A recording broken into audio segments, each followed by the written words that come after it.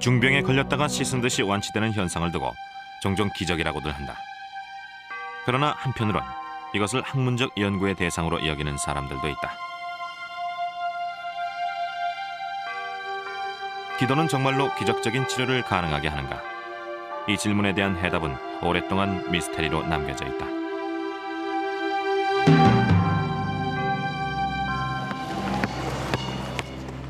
(1961년) 14살이었던 모린 케이힐은 갑자기 다리가 부어올랐다. 그러나 이를 심각하게 여기지 않았다. 그 전날 농구를 하다 다친 것이라 생각했다.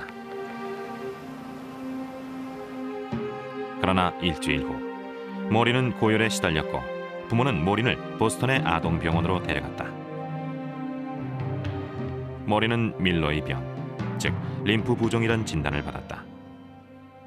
이는 심한 통증과 함께 다리가 부어오르는 증세가 특징으로 치료가 어려운 희귀 질환이다. 독실한 가톨릭 신자였던 모린은 이때부터 신앙심의 시험을 거치게 됐다. 병에 걸린 직후 믿음이 흔들렸어요. 고해 성사를 하지 않았고 미사에도 나가지 않았고 기도도 그만뒀죠. 고통을 주신 주님을 원망했죠. 왜 병에 걸리게 했느냐고 말이에요. 모린은 다리의 부종을 감추려 했지만 이미 그녀의 다리는 검붉은색으로 변했고 커다란 물집으로 뒤덮였다. 모린은 점차 내성적이 됐다. 21살 때까지 모린은 무려 50차례나 수술을 받았다. 피부 이식에서부터 척추와 위, 엉덩이와 신경수술까지. 그러나 수술의 효과는 잠시뿐이었고 통증과 부종엔 아무런 차도가 없었다. 그러다 심각한 상황이 발생했다. 오른쪽 다리에 괴저 현상이 나타나 어쩔 수 없이 다리를 무릎까지 절단할 수밖에 없었다. 6개월 후엔 엉덩이까지 절단했다. 모린은 21살 때부터 평생 휠체어 신세를 지게 되었다. 침대에 누워서 하루 종일 고민만 했죠. 한쪽 다리만 갖고 어떻게 사나. 남자들은 날 거들떠도 안 보겠지? 이래갖고 결혼은 할 수 있을까? 이 몸으로는 아이도 못 갖겠지. 제 꿈은 일시에 무너져 버렸죠. 가족들을 제외하고 모린을 찾아오는 사람은 단 한 명, 남자친구 밥 다이건 뿐이었다. 그는 차로 18시간이나 걸리는 거리에서 모린을 만나러 왔다. 모린의 22살 생일날 밥은 병실에서 모린에게 청혼했고 모린은 이를 받아들였다. 밥과 모린은 매사추세츠주의 스토크 브릿지로 이사했다. 한동안 모린은 안정을 되찾는 듯했다. 1973년 모린은 사내 아이를 낳았다. 그러나 아기는 뇌에 장애가 있었고 모린은 마음에 큰 상처를 입는다. 당시 제 아내는 너무 큰 충격을 받아서 세상과 단절하고 자신에게만 빠져들었죠. 상황이 절망적이었으니까요. 그러나 밥은 신념을 잃지 않았다. 1981년의 어느 날 밤, 밥은 기적적인 치료를 행한 것으로 유명한 파우스티나 수녀에 대한 영화를 보게 된다. 파우스티나의 기적을 믿는 이들은 폴란드의 크라코브 외곽에 있는 무덤에 성당을 세웠다. 밥은 신비로운 힘에 이끌린 듯 그 성당에 꼭 가야겠다는 생각이 들었다. 가족이 치료되리라 믿었기 때문이다. 모리는 이를 터무니없는 생각으로 여겼다. 정신 나간 짓이라고 생각했죠. 남편이 광신도가 된 게 아닌가 싶었어요. 기도를 한다고 기적이 생긴다뇨. 그러나 밥은 폴란드로 갈 준비를 했다. 아내와 아들, 신부님과 함께 폴란드에 갈 날짜를 미리 예약해두고 한 달간 모린을 설득해 간신히 동의를 얻어냈다. 첫날 모린은 그저 구경만 했을 뿐이다. 둘째 날 밥은 모린을 설득해 고해 성사를 하게 되고 수녀의 묘를 찾아가게 했다. 모린은 사춘기 이후 처음으로 다시 성당에서 기도를 한 것이다. 모린은 불안했다. 그런데 신비한 음성이 들려왔다. 원하는 것이 있다면 말해보아라. 이 음성이 실제인지 아닌지는 알 수 없었지만 모린은 어쨌든 반신반의하며 답했다고 한다. 그래요, 수녀님. 저를 여기까지 데려오셨으니 기적의 증거를 보여주세요. 이렇게 답했죠. 갑자기 통증과 부종이 사라졌어요. 그런데 그게 만약 신경쇠약으로 인한 착각이라면 여기 갇혀 고향에도 못 가는 건 아닌가 싶었죠.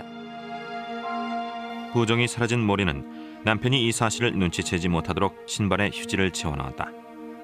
당황한 모리는 호텔로 돌아갔다. 그녀는 밤새 침실에서 고민했고 다음 날까지 남편에게도 알리지 않았다. 나중에 그 사실을 알았죠. 여보, 내가 뭘 했어? 이러면서 큰 소리로 웃을 뻔했어요. 저는 처음부터 주님이 고쳐주실 줄 알고 있었으니까요. 모린이 폴란드로 떠났을 때 부종은 아주 심각했습니다. 한쪽 다리도 절단해야 할 위기였는데 돌아왔을 때는 상황이 완전히 바뀌었습니다. 부종이 감쪽같이 사라졌죠. 모린 이야기는 곧 바티칸에까지 전해졌다. 1993년 의사와 신학자, 가톨릭 성직자들로 구성된 조사단의 신중한 검증을 거쳐 교황 요한 바오로 2세는 모린의 치유를 기적으로 인정했다.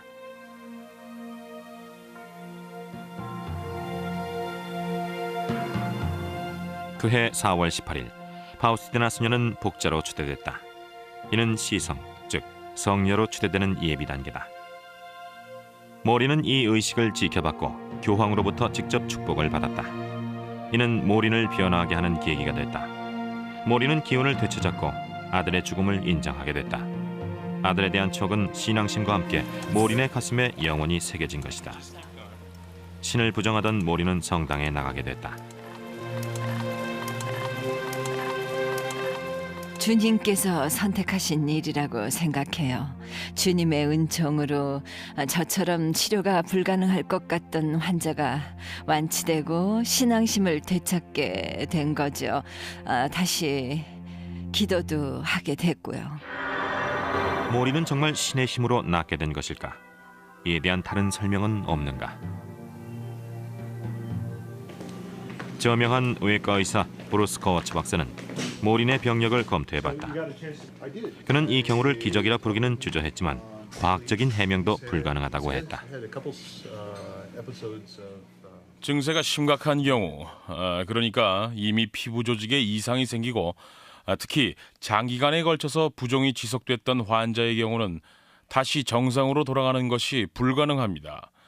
적어도 제가 담당했던 환자 중에 그런 경우는 없었으니까요. 제가 보기에 모린은 아주 특수한 경우에 속한다고 생각합니다. 모린이 폴란드에 간다고 했을 때 설마 치료가 될까 의심을 했었지요. 돌아온 후엔 의심이 조금 줄었다고나 할까요? 저로서도 어떻게 설명할 방법은 없습니다. 과학적인 방법으로 부종이 사라진 것도 아니고 과학적으로 해명할 방도도 없네요. Everything looks terrific. Good. Your leg looks wonderful. There's no swelling, no pain, no tenderness. 현대의학의 테두리에선 해명할 수가 없지만은 모린의 경우처럼 심각한 증세를 겪던 환자가 완치가 되거나 호전되는 경우가 드문 것은 아닙니다. 이런 현상에 대해서는 새로운 이론이 뒷받침이 되어야겠죠. 가톨릭 교회에서는 모린의 경우를 기적으로 인정했다. 그러나 이에 대해 의학계에서는 아직 풀지 못한 미스테리일 뿐이라는 주장도 있다.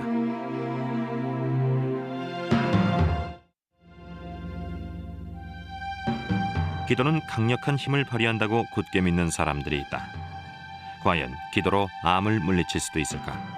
이 여성은 기도의 힘을 확신한다.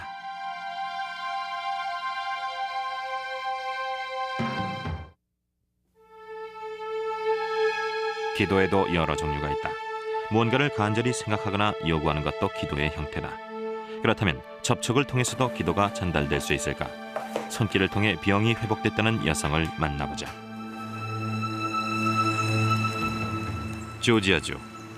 어느 시골 마을의 아침은 찌는 듯 무더웠고 숨이 막힐 듯한 공기는 자연의 기운마저 빼앗는 듯했다. 당시 37살이던 크리스틴 베일리는 이런 날씨를 불길한 징조로 여겼다. 하필 그날 그녀는 가슴에서 몽우리가 만져지는 것을 감지했고 즉시 기도를 했다. 암이 얼마나 무서운지는 다들 아실 거예요. 저도 혹시 암일지도 모른다는 생각에 얼마나 두려웠는지 몰라요. 그 당시엔 너무나 힘든 일을 많이 겪은 직후라서 더더욱 그런 느낌이 강했었죠. 크리스틴은 죽음의 공포 때문에 온몸이 마비되는 듯했다. 아버지가 어릴 때 사망했고 몇 년 전 남편마저 세상을 떠나 무척 힘든 시기였기 때문이다. 게다가 딸 레이첼은 겨우 8살. 크리스틴은 눈앞이 캄캄했지만 그대로 주저앉을 수는 없었다. 그날 아침 크리스틴은 바로 병원에 갔다. 그 후로 3개월간 각종 검사와 치료가 행해졌다. 유방 X선 촬영에서부터 조직 검사, 유방 절제소를 거쳐 결국엔 화학요법까지 받게 됐다. 침례교 신자였던 크리스틴은 건강을 되찾기 위해 열심히 기도했다. 그러나 신은 그녀의 기도에 귀를 기울이지 않는 듯했다. 크리스틴은 처음 2주 동안의 화학요법 치료 기간은 통상적인 부작용 정도만 보였다. 그러나 1989년 크리스마스를 며칠 앞두고 셋째 주에 들어서자 갑자기 혈압이 뚝 떨어졌다. 의사는 크리스에게 응급 수혈을 했고 화학요법을 중단했다. 또한 폐에 대해 X선 촬영을 실시했다. 그 무렵 크리스틴은 한층 더 약해져서 숨이 가빠지고 몸에 쇼크가 일어나곤 했다. 의사는 폐렴을 의심했지만 결과는 훨씬 심각했다. X선 촬영 결과 폐에 커다란 반점들이 발견된 것이다. 순간 절망에 빠졌죠. 남편이 세상을 떠나기 직전에 찍었던 엑스레이 사진과 똑같았거든요. 남편은 그러고는 45일 만에 저 세상으로 갔으니까요. 의사는 확실한 진단을 위해서 조직 검사가 필요하다고 했다. 암은 폐까지 전이돼 있었다. 최악의 상황이었다. 이럴 경우 일반적으로 수년 내에 사망에 이르게 된다. 그러나 제프리 스커트 박사는 크리스틴이 몇 개월을 넘기지 못할 것으로 내다봤다. 한 달 만에 암이 전이된 데다가 화학요법 치료 도중 전이됐기 때문이다. 저도 가슴이 내려앉는 듯했습니다. 왜냐하면 크리스틴은 이미 부모와 남편을 잃었고 기껏해야 뭐 한 2, 3년 더 살 텐데 그 후엔 어린 딸만 세상에 남겨지게 된다는 걸 저도 알고 있었으니까요. 크리스틴은 비용실에서 크리스마스를 보냈다. 1989년 말 80년대가 저물고 90년대가 도래한다는 상징적인 의미는 크리스틴에게 특별하게 다가왔다. 12월 31일 밤 그녀는 딸의 미래를 걱정하고 있었다. 딸을 홀로 두고 떠날 수는 없었다. 딸아이 사진을 물끄러미 바라보면서 이런 생각을 했죠. 얘가 대학에 들어가고 결혼할 때까지만이라도 내가 살 수 있다면 얼마나 좋을까. 투병 중에도 크리스틴은 클레어 마운트 힐즈 침례교회 예배에 매주 참석했다. 1월 초 의사는 심장을 진찰하며 성유를 발라주기로 했다. 이때 크리스틴은 의사마저 종교에 의지한다면 자신도 당연히 그래야 한다는 생각이 들었다. 레리 버즈스 목사는 1월 말 크리스틴의 생일을 일주일 앞두고 기도회를 갖기로 했다. 기도회 날 교회엔 몇몇 사람들이 모였다. 이들은 성경 낭독으로 모임을 시작했고 목사는 크리스틴에게 성유를 발라줬다. 친구들은 크리스틴의 몸에 손을 얹었다. 주님의 음성이 들리거나 모습이 보인다든가는 신비한 체험은 없었습니다. 번개나 천둥 같은 특이한 자연현상도 없었죠. 저는 주님의 능력을 믿었고 크리스틴을 낫게 해줄 거라고 굳게 믿으면서 기도를 했죠. 생전 처음 접하는 신비한 기운이 방 안에서 느껴졌어요. 누군가가 크리스틴은 다 나았다라고 말했을 때 저는 속으로 어떻게 그걸 장담할까 생각했었죠. 그러나 크리스틴의 상태는 악화됐다. 기도회가 열린 후로 크리스틴은 침대에서 스스로 돌아눕지 못할 정도로 약해져 있었다. 친구들이 문병을 왔을 때 크리스틴은 이를 죽기 전 마지막 만남으로 여겼다. 2월 1일은 크리스틴의 생일. 친구가 38개의 초를 꽂은 케이크를 들고 병실에 찾아왔다.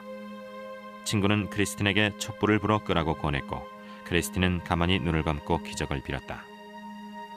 크리스틴은 그때 엄청난 기운이 갑자기 폐 안을 가득 채우는 듯한 느낌이었다고 했다. 그리고는 불가능하게만 여겨졌던 일을 단번에 성공시켰다. 촛불을 단숨에 불어서 끈 것이다. 저도 놀랐죠. 어떻게 된 일이지? 폐 전체에 암이 전이됐다는데 하물며 저는 제대로 걷지도 못하던 상황이었거든요. 촛불을 끄고 나니 건강이 회복됐다는 자신감이 생겼죠. 저도 남들이 하는 일을 다 할 수 있다는 자신감이요. 일주일 후 크리스틴은 추가 엑스레이 촬영을 받게 됐다. 그러나 이제 상황은 역전됐다. 종양이 발견됐던 자리엔 아무런 흔적도 남아있지 않았다. 의사도 할 말을 잃었다. 분명히 있었던 종양이 사라진 것이다. 오늘날 골수 이식 등 첨단 치료법을 동원했다 하더라도 크리스틴이 현재까지 생존할 확률은 5에서 10% 미만입니다. 하물며 그때는 7년 전이었죠. 당시 의학 수준에서는 화학요법을 실시한다 해도 생존율이 기껏해야 2%에 불과했을 겁니다. 게다가 7년 동안 단 한 차례도 재발하지 않는다고는 보장할 수가 없죠. 1990년 봄 크리스틴은 화학 치료를 마쳤다. 빠졌던 머리카락이 다시 자라났을 뿐 아니라 기력을 되찾고 영혼마저 거듭난 느낌이었다. 7년이 지났지만 암은 재발하지 않았다.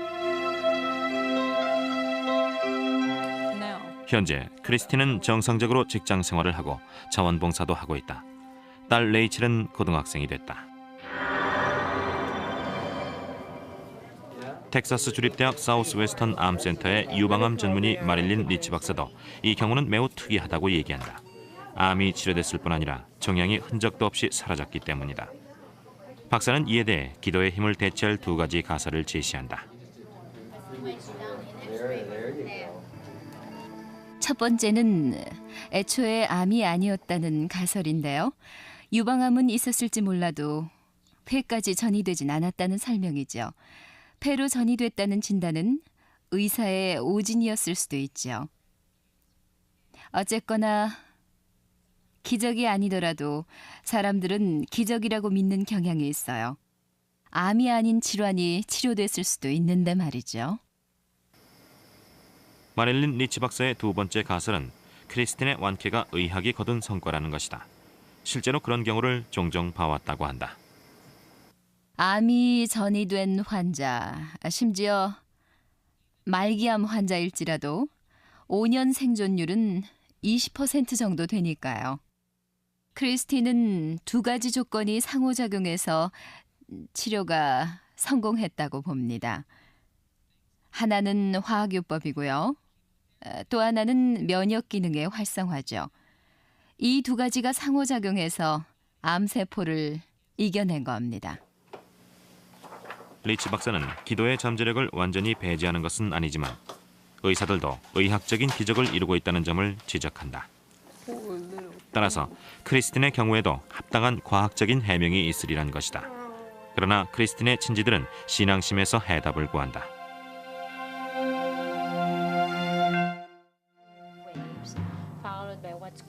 개인적인 차원에서 기도에 전념하는 사람도 있다. 반면 헌수 상태에 빠진 소녀를 위해 수천 명이 기도를 하기도 했다. 기도는 멀리 떨어진 곳에서도 그 힘을 발휘하는가?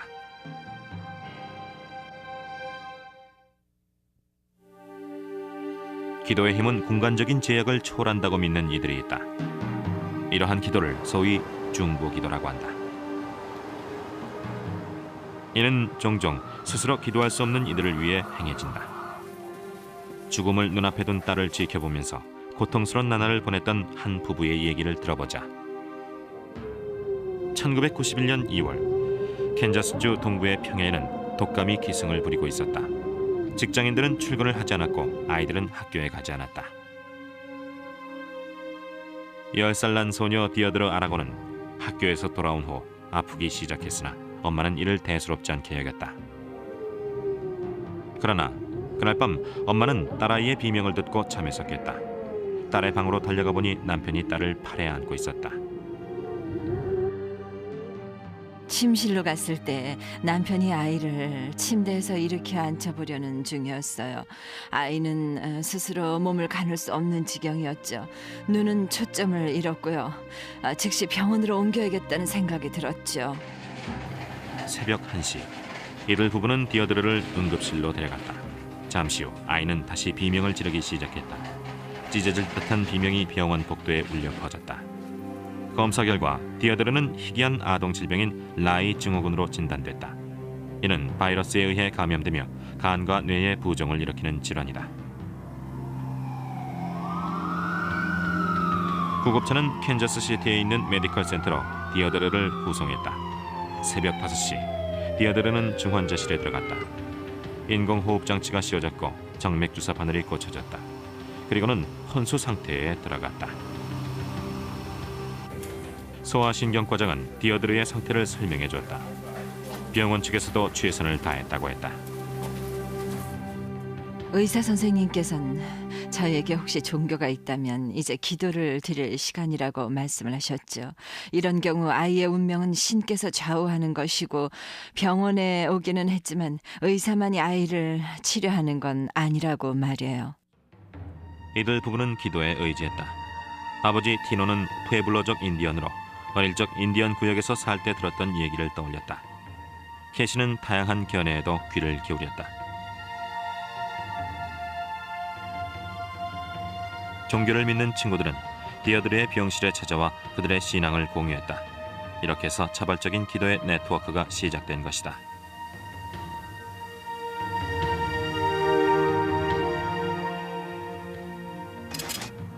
이틀간은 상황이 악화됐다. 디어드르의 뇌압이 치솟은 것이다. 회복될 가망은 없어 보였다. 저희도 아이의 생명이 위태롭다는 건 알았어요. 마음속엔 두려움과 회의가 가득했어요. 왜 기도의 효과가 없을까? 아이가 점차 나아져야 할 텐데. 하지만 그런 생각은 접고 저희는 오직 신앙에만 매달렸었죠.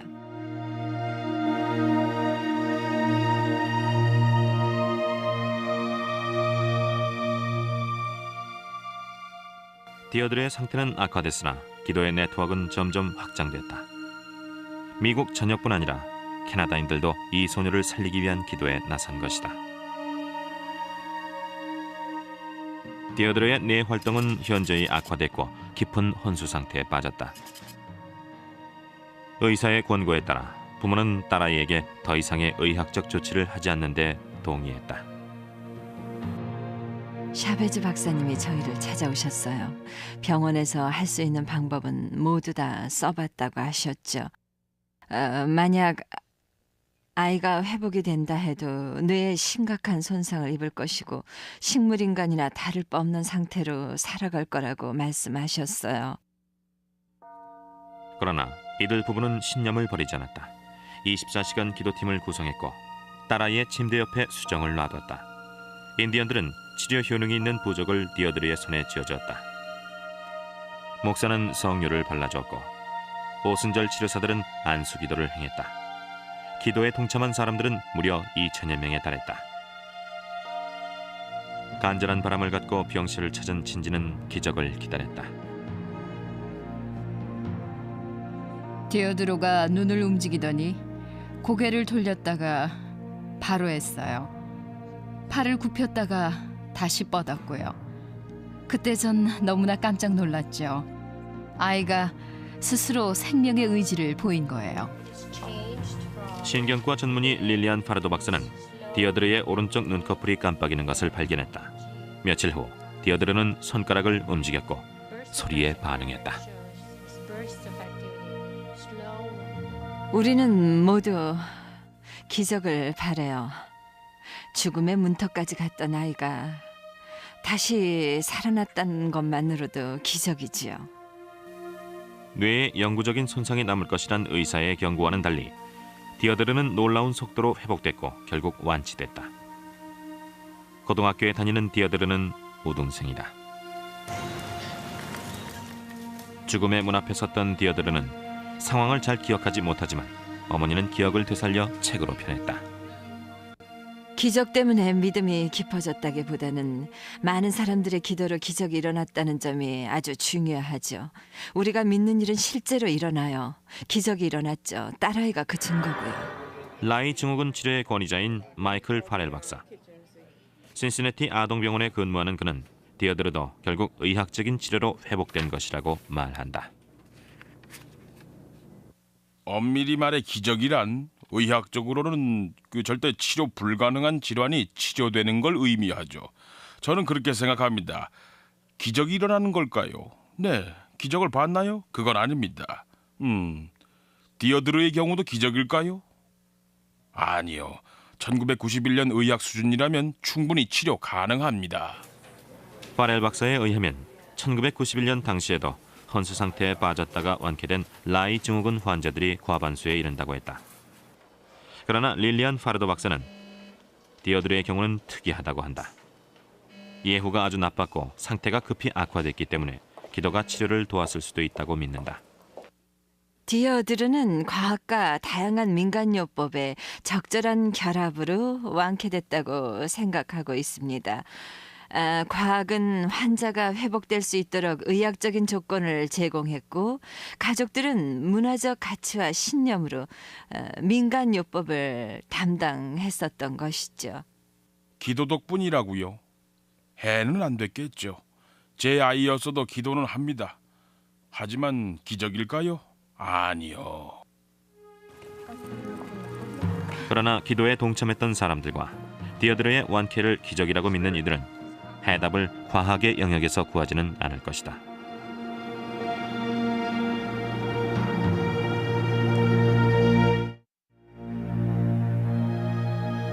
기도가 가장 큰 치료약이라고 믿는 이들도 있다. 한 소년이 신에게 기도해 기적을 일으켜 자신을 치료해달라고 했다. 병원에서도 못 고친 병이 기도의 힘으로 치료됐을까?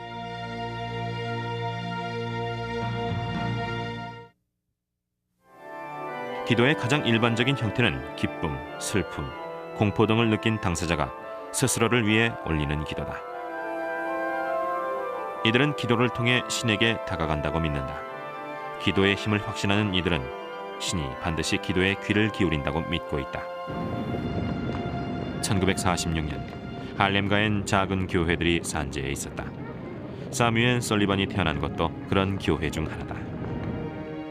그는 첫돌을 맞이하기도 전에 3번이나 폐렴에 걸렸다. 2살이 됐을 때는 귀에 만성적인 염증을 앓게 됐다. 그러나 뉴욕에서 유명한 마운트 시나이 병원에서조차 정확한 진단을 내리지 못했다. 친지들은 사뮤엘의 모친에게 지역의 이비인후과 병원을 추천해 주었다.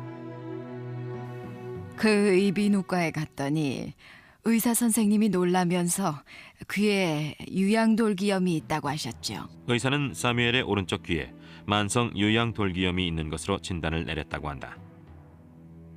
치료를 하지 않으면 고통이 계속되는 건 물론이고 청력을 잃고 뇌에도 손상이 온다는 것이다. 그래서 병원에선 수술을 권했다. 그 후로 몇 년간 사뮤엘 모자는 일주일에도 몇 번씩 이비인후과와 종합병원 그리고 집을 오가는 생활을 했다. 그러나 염증은 심해지기만 했고 뇌를 향해 점차 번져나갔다. 의료진은 수술 후 사뮤엘의 귀 뒷부분에 거즈를 대고 귀 모양을 유지하기 위해 피부 이식을 했다. 사뮤엘 모자는 성경을 읽으며 시련을 견뎌나갔다. 12살 때 수술 도중 의사가 너무 깊이 절제를 하는 바람에 신경과 근육에 손상을 입었다. 사뮤엘의 얼굴 반쪽은 마비됐고 표정은 일그러졌다. 사뮤엘은 넉 달간 병원에 입원했지만 염증은 나아질 기미를 보이지 않았다. 의사는 이미 뇌까지 감염됐다고 했다. 거울을 볼 때마다 비참했죠. 머리엔 온통 붕대를 감고 표정은 일그러졌으니까요. 주님께서 내리신 시련이라면 이를 극복할 힘도 주셨어야죠. 말 그대로 괴물이었죠. 의사가 사뮤엘을 학교에 보내지 말랬어요. 아이들한테 놀림감이 되고 수업 진도도 못 따라간다고요. 그러나 어머니는 아들의 지적 능력에 대한 의사의 판단을 믿지 않았다. 독서와 작문, 수학엔 약했지만 사무엘은 줄곧 공립학교에 다녔다. 사무엘은 신이 자신에게 목사가 되라는 계시를 내렸다는 것을 깨달았다고 한다. 지하 예배당에 홀로 꿇어앉아 기도하던 사무엘은 마음속으로 이렇게 외쳤다. 흉한 모습에 배우지도 못하는 사람이 주님의 뜻을 전한들 누가 제 말에 귀를 기울일까요?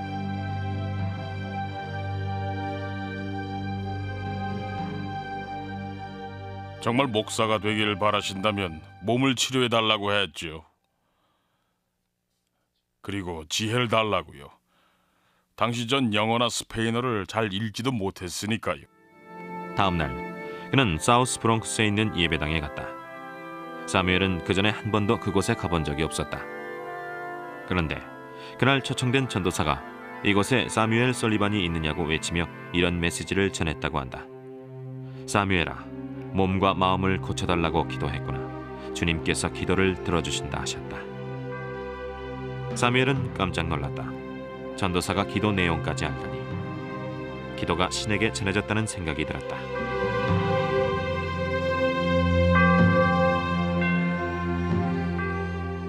곧 염증은 차도를 보였다. 구름의 양이 줄더니 마침내 멈췄다. 얼굴도 정상이 됐다. 의사들도 포기했던 일이었다. 의사들은 일그러진 얼굴을 고칠 수 없다고 했죠. 신경과 근육에 손상을 입어서 회복이 불가능하다고 했습니다. 의술로도 치료가 불가능하다고요. 그해 사무엘의 학업 성적도 놀라운 발전을 보였다. 8학년 초 사무엘의 독서와 작문, 수학 실력은 2학년 수준에 불과했다. 그러나 학년 말이 되자 대학생 수준으로 향상됐다고 한다. 사무엘은 부정행위를 한 것으로 오해를 받아 재시험까지 치렀으나 결과는 동일했다. 사무엘은 결혼도 했고 네 아이의 아버지이자 자신이 세운 교회의 목사다. 또한 석사학위 3개와 박사학위도 받았다. 현재 그는 매사추세츠주에 있는 앤더버 뉴튼 신학교의 부교수로 재직하고 있다. 그는 자신이 기적적으로 치료된 것은 신의 힘이라고 확신한다. 얼굴에 아주 약하게 마비 증세가 남긴 했지만 이는 신의 기적을 상기시키는 증거일 뿐이라고 했다. 사무엘의 완키는 기적인가? 신은 그의 기도를 들어준 것일까? 에비인후과 전문의 낸시 영 박사는 소위 사무엘의 기적은 해명 가능한 현상이라고 한다. 적절한 치료를 받아서 완쾌됐을 뿐이라는 것이다. 마운트 시나이 병원에 남아있는 진찰 기록을 점검해본 결과 유양돌기염 외에도 사무엘이 진주종이라는 양성 종양을 앓았을 것이라는 단서를 발견했다. 단지 유양돌기염만 있었다면 치료는 훨씬 간단했겠죠. 하지만 진주종이 있어서 치료가 어려웠던 겁니다. 왜냐하면 종양이 계속 자라나고 염증도 자꾸 재발하기 때문이죠. 종양은 항생제로 치료할 수도 있고 외과적 수술로 제거할 수도 있다. 종양 제거술이 실패하면 염증은 수막염을 일으켜 뇌에 손상을 주게 된다. 그러나 영 박사는 사무엘의 증세가 그 정도는 아니었다고 한다. 마치 의사들이 염증을 고치지 못해서 그 끔찍한 합병증을 유발한 것처럼 들리겠죠.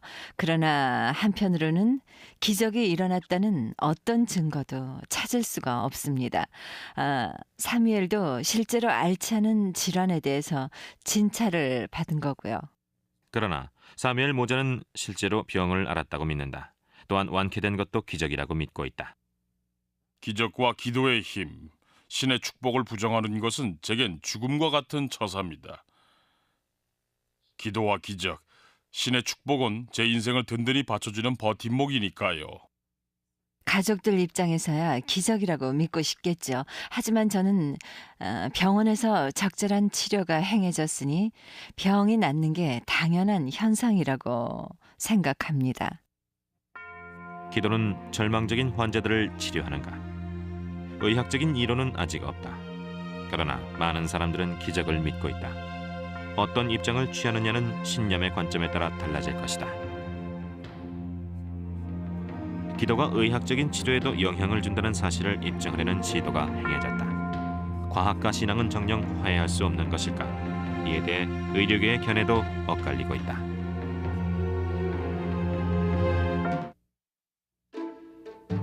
미국 전역엔 기도의 힘을 연구하는 사람들이 많다.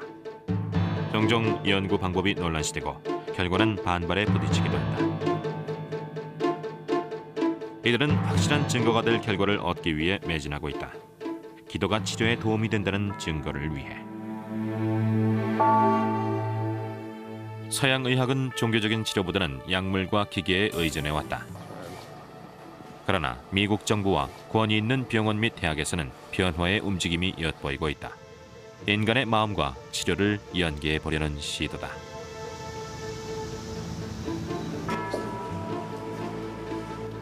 주요 연구 과제는 기도를 실험 대상으로 삼을 수 있느냐는 문제다.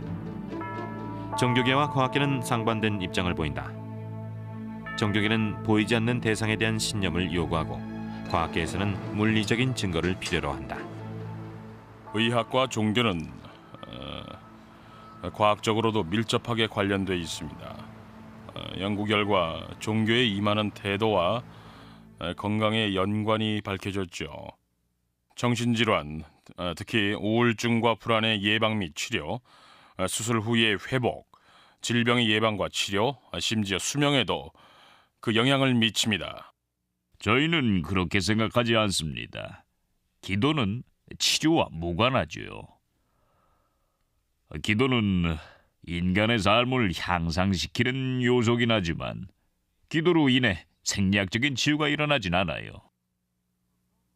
기도의 힘을 지지하는 입장의 견해를 들어보자. 200여 건의 연구 중 75%에 해당하는 결과에서 기도를 포함한 종교 생활이 다양한 질병의 증세에 큰 영향을 미치는 것으로 드러났다고 한다. 그러나 미국 최고의 의학 저널은 이 주장을 수용하지 않는다. 아직까지 저는 기도가 치료에 영향을 준다는 확실한 연구 결과를 하나도 접하지 못했습니다. 본인이 직접 기도한 것이든 가족이나 다른 사람들이 대신한 것이든 육체적인 질병을 회복시켰다고는 볼 수 없어요. 기도와 치료의 연관관계에 대해 타당한 연구 결과를 제시하고 있는 논문은 여태껏 없습니다. 의학계와 종교계의 대립은 소위 중보기도에 대한 관점에서 극단적으로 드러난다. 1988년 심장 전문의 랜돌프 버드는 샌프란시스코 종합병원에서 393명의 심장병 환자를 대상으로 연구를 행했다. 대상은 임의로 2개의 집단으로 나누었다. 이 중 한 집단에 대해서만 자원봉사자들이 병원 밖에서 기도를 했다. 누가 어떤 집단에 속하는지는 연구원들만 알고 있었다. 기도를 받은 환자들은 항생제를 5분의 1 이하로 투여해도 됐고 심장마비를 일으킬 가능성도 4분의 1로 줄었다. 이에 대해 의료계는 다양한 견해를 제시한다. 버드 박사의 이 연구는 기도에 대한 중요하고도 과감한 시도라고 볼 수 있습니다. 이 결과는 광범위한 지역에서 행해진 기도도 치료에 영향을 준다는 사실을 시사하죠. 연구에 동원된 대부분의 변수들은 통계적으로 봤을 때 큰 변별력을 보이지 않는 것들이었습니다. 몇 가지가 예외긴 했죠. 그중에 중복되는 것들도 있었고요. 결국 환자가 병원에 얼마나 입원했는지, 중환자실엔 얼마 동안 있었으며 사망했는지 치유됐는지의 여부에 기도가 어떤 영향을 미쳤는지는 판별할 수 없습니다. 중보기도의 전제는 물리나 화학 법칙에 대한 과학계의 상식과는 모순된다는 비판도 있다. 그런 전제가 수용되기 위해서는 보다 확고한 증거를 제시해야 하겠죠. 자연 법칙으로 인정하려면 보다 구체적인 증거가 필요해요. 사실 버드 연구 결과에서는 그런 증거를 찾을 수가 없습니다. 기도의 힘을 믿는 이들은 개인적 차원의 기도가 건강에 영향을 준다는 증거가 있다고 주장한다. 1995년 토마스 옥스만은 다트머스 히치콕 메디컬 센터에서 행한 연구 결과를 발표했다. 연구자들은 232명의 개심술 환자를 대상으로 실험을 했고 신앙과 육체적 회복 간에 직접적 관련이 있다는 결과를 내놓았다. 스스로 독실하다고 생각하는 환자들은 수술 후 6개월 이상 생존하는 확률이 종교가 없는 환자에 비해 3배나 높았다. 그러나 이에 대한 견해도 엇갈린다. 8건의 연구 결과에서 신앙심이 강한 환자가 더 오래 사는 것으로 나타났습니다. 따라서 환자 개인의 종교 생활이 건강에 영향을 준다고 봐야 합니다. 기도를 함으로써 얻는 마음의 안정이 심리적으로 긍정적인 영향을 주었을 수도 있겠지요. 저도 그 점에는 동의하는 바입니다. 그러나 질병의 회복과 치료법의 변경, 치료의 결과라는 측면에 집중해서 검토해 볼까요? 기도가 이에 영향을 준다는 것을 학술적으로 명확하게 규명한 논문은 제가 아는 한 아직까지 나와 있지 않습니다. 기도의 치유력에 대한 논쟁 파장은 다른 연구 분야로도 파급됐다. 마음이 건강을 어느 정도까지 지배하는가? 하버드 대학의 허버트 벤슨 박사는 신체와 정신의 상관관계를 처음 연구한 학자 중 한 명이다. 지난 30년간의 과학적인 연구 결과들은 신앙심과 심신의 상호작용이 아주 강력하다는 것을 입증합니다. And just pay attention to your breathing. Oh, so slowly and naturally. 이러한 관계는 플라시보 효과에서도 찾아볼 수 있다. 협심증 환자에 대한 연구에서 주목할 만한 연구가 나왔다. 플라시보를 처방받은 환자 중 약 80%가 통증이 사라졌다고 답했다. 심전도 검사를 통해 신체적으로도 호전됐음을 확인할 수 있었다. 믿음이 어쨌든 치료에 기여한 셈이다. 모든 사람들이 신이나 초월적인 존재의 힘을 믿는 건 아니죠. 믿는 이들은 스스로의 신념뿐 아니라 의사와 다른 사람들, 약과 수술에 대한 신뢰에서도 도움을 받게 됩니다. 이것도 치유에 기여합니다. 그러나 반대 견해도 있다. 기도가 긍정적인 결과를 낳는다 해도 플라시보 효과와 다를 바 없다는 주장이다.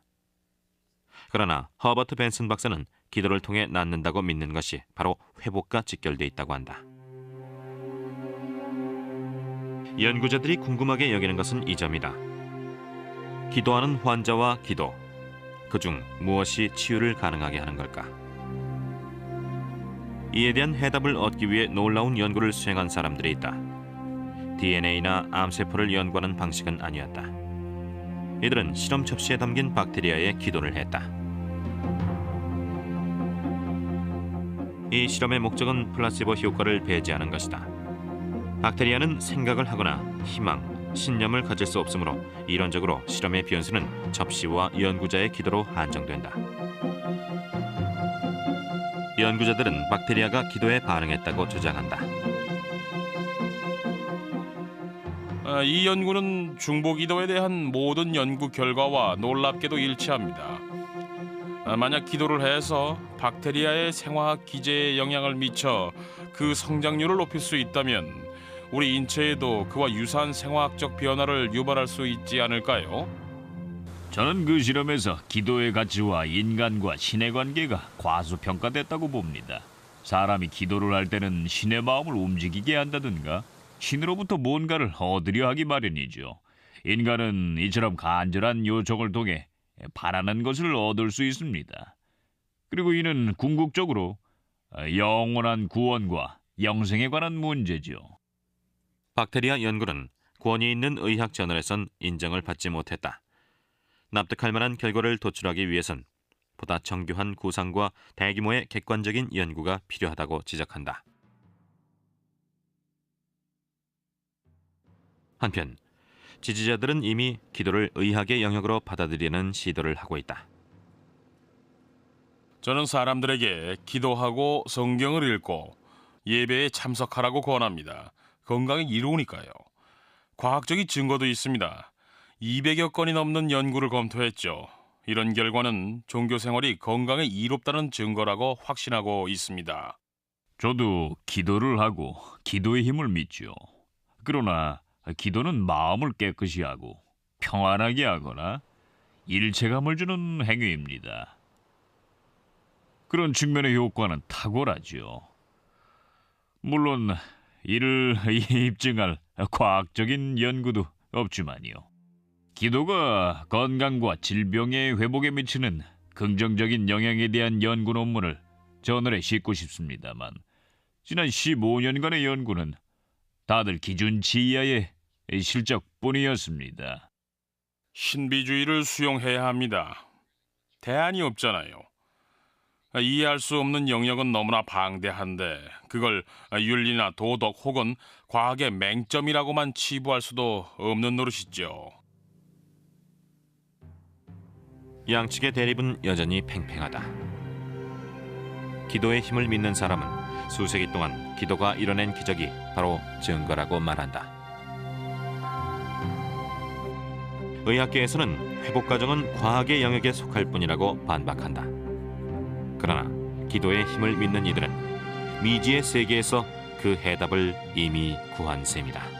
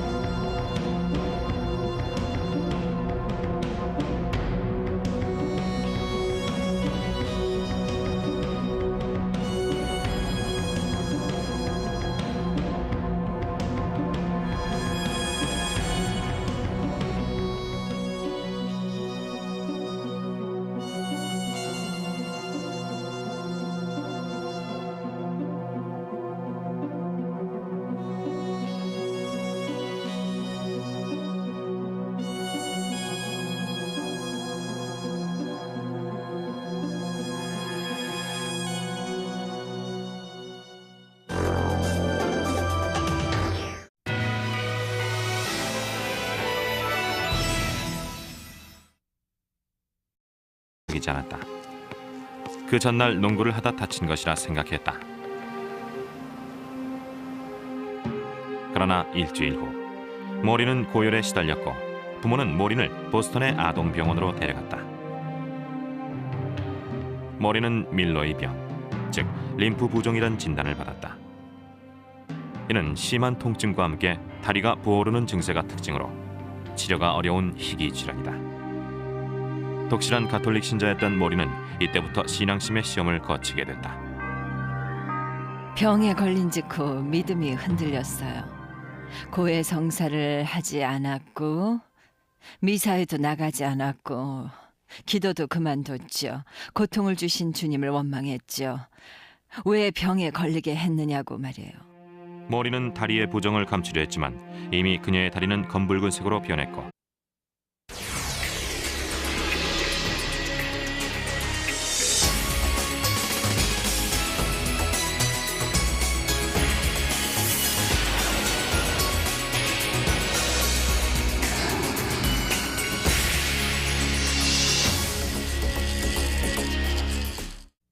중병에 걸렸다가 씻은 듯이 완치되는 현상을 두고 종종 기적이라고들 한다. 그러나 한편으론 이것을 학문적 연구의 대상으로 여기는 사람들도 있다. 기도는 정말로 기적적인 치료를 가능하게 하는가? 이 질문에 대한 해답은 오랫동안 미스테리로 남겨져 있다.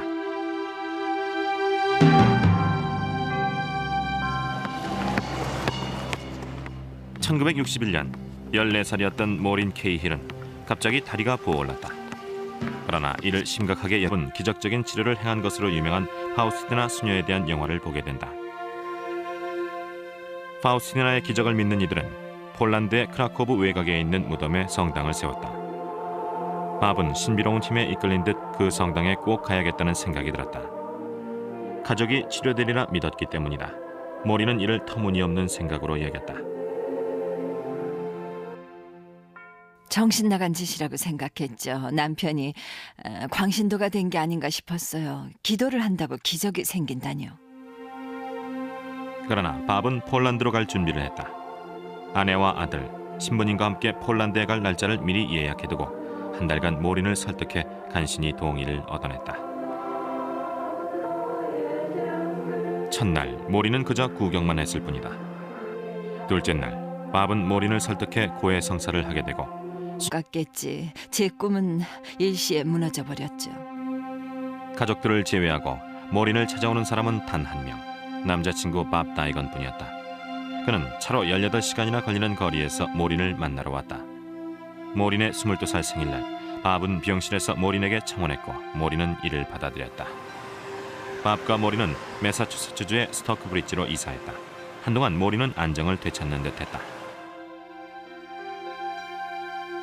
1973년 모리는 사내 아이를 낳았다. 그러나 아기는 뇌에 장애가 있었고 모리는 마음에 큰 상처를 입는다. 당시 제 아내는 너무 큰 충격을 받아서 세상과 단절하고 자신에게만 빠져들었죠. 상황이 절망적이었으니까요. 그러나 밥은 신념을 잃지 않았다. 1981년의 어느 날 밤, 밥 커다란 물집으로 뒤덮였다. 모리는 점차 내성적이 됐다. 21살 때까지 모리는 무려 50차례나 수술을 받았다. 피부 이식에서부터 척추와 위, 엉덩이와 신경수술까지. 그러나 수술의 효과는 잠시뿐이었고 통증과 부종엔 아무런 차도가 없었다. 그러다 심각한 상황이 발생했다. 오른쪽 다리에 괴저 현상이 나타나 어쩔 수 없이 다리를 무릎까지 절단할 수밖에 없었다. 6개월 후엔 엉덩이까지 절단했다. 모리는 21살 때부터 평생 휠체어 신세를 지게 됐다. 침대에 누워서 하루 종일 고민만 했죠. 한쪽 다리만 갖고 어떻게 사나. 남자들은 날 거들떠도 안 보겠지? 이래 갖고 결혼은 할 수 있을까? 이 몸으로는 아이도 못